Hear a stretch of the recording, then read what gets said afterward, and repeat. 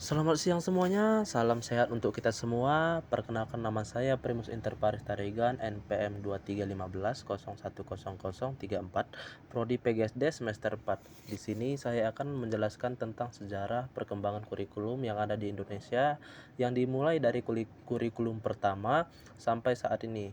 Yuk simak materinya. Kurikulum 1947 atau Rencana Pelajaran. Kurikulum 1947 adalah kurikulum pertama setelah Indonesia merdeka. Kurikulum ini masih banyak dipengaruhi oleh sistem pendidikan Belanda, namun mulai diarahkan untuk membentuk karakter bangsa yang merdeka.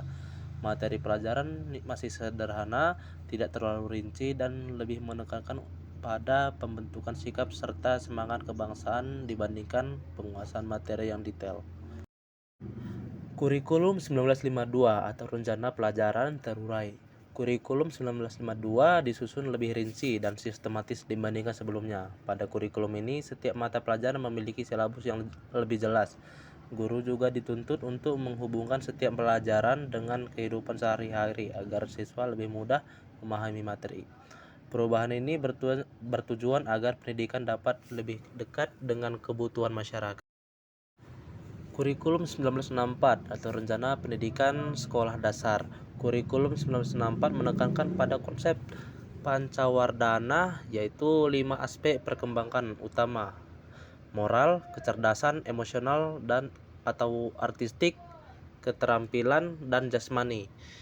Pemerintah berusaha agar setiap anak Indonesia mendapatkan pendidikan dasar yang menyeluruh, sehingga mereka tidak hanya pintar secara akademis, tetapi juga berkembang dalam kepribadian dan keterampilan hidup.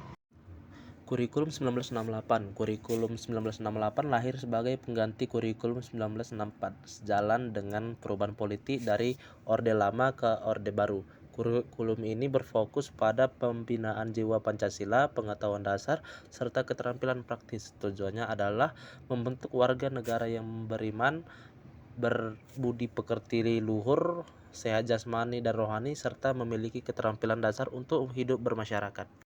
Kurikulum 1975. Kurikulum 1975 dipengaruhi oleh konsep manajemen pendidikan modern yang menekankan pada pencapaian tujuan. Pendekatan yang digunakan adalah tujuan instruksional khusus atau TIK, sehingga proses pembelajaran menjadi sangat terperinci. Guru diharapkan mampu menyusun rencana pembelajaran yang jelas, lengkap dengan langkah-langkah dan tujuan akhir yang harus dicapai siswa.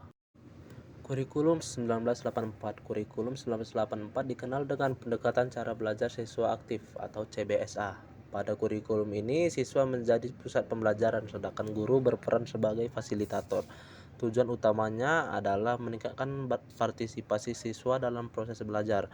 Namun, dalam praktiknya banyak mengalami kendala karena belum semua guru siap dengan pendekatan tersebut, sehingga pelaksanaannya kurang optimal. Kurikulum 1994 dan Suplemen 1999. Kurikulum 1994 mencoba menggabungkan kelebihan dari kurikulum 1975 dan 1984. Sayangnya kurikulum ini justru menimbulkan beban belajar yang sangat padat bagi siswa. Materi pelajaran dianggap terlalu banyak dan waktu belajar tidak mencukupi. Akibatnya pemerintah mengeluarkan suplemen kurikulum 1999 sebagai bentuk revisi. Namun, permasalahan beban belajar masih belum sepenuhnya teratasi. Kurikulum 2004 atau kurikulum berbasis kompetensi. Kurikulum 2004 menekankan pada pencapaian kompetensi, bukan hanya sekedar penguasaan materi. Siswa diharapkan memiliki kemampuan yang nyata dalam pengetahuan, keterampilan, dan sikap. Kurikulum ini juga memperkenalkan istilah standar kompetensi dan kompetensi dasar. Namun karena penerapannya masih terbatas dan banyak kritik, KBK tidak berlangsung lama. Kurikulum 2006 atau KTSP, Kurikulum Tingkat Satuan Pendidikan. Kurikulum 2006 memberi keleluasaan bagi setiap sekolah untuk mengembangkan kurikulumnya sendiri sesuai dengan kebutuhan dan kondisi lingkungan. Guru memiliki peran penting dalam menyusun silabus dan rencana pembelajaran. Dengan KTSP, pendidikan menjadi lebih fleksibel, meskipun dalam praktiknya tetap ada kesenjangan antara sekolah dalam kemampuan mengembangkan kurikulum. Kurikulum 2013 atau K13. Kurikulum 2013 mengedepankan pendidikan karakter dan penguatan kompetensi siswa. Penilaian tidak hanya mencakup pengetahuan, tetapi juga sikap dan keterampilan.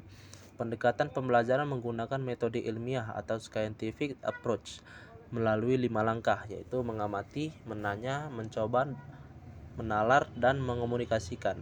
Kurikulum ini terus mengalami perbaikan hingga revisi pada 2016 dan 2017. Kurikulum Merdeka 2022 adalah kurikulum yang diterapkan saat ini. Kurikulum Merdeka hadir dengan konsep pembelajaran yang lebih sederhana, fleksibel, dan berpusat pada peserta didik. Fokus utamanya adalah pengembangan proyek profil pelajar Pancasila yang menekankan karakter kreativitas dan gotong royong. Kurikulum ini juga memberikan kebebasan lebih besar kepada guru untuk memilih metode dan materi yang sesuai dengan kebutuhan siswa, serta mengurangi beban belajar agar lebih efektif. Kesimpulan pembelajaran kita kali ini adalah sejarah perkembangan kurikulum di Indonesia menunjukkan adanya perubahan yang terus-menerus sesuai dengan perkembangan zaman, kebutuhan masyarakat, serta kebijakan pemerintah. Setiap kurikulum memiliki kelebihan dan kelemahannya masing-masing. Namun tujuan utamanya tetap sama, yaitu membentuk generasi bangsa yang berkarakter, cerdas, dan siap menghadapi tantangan masa depan.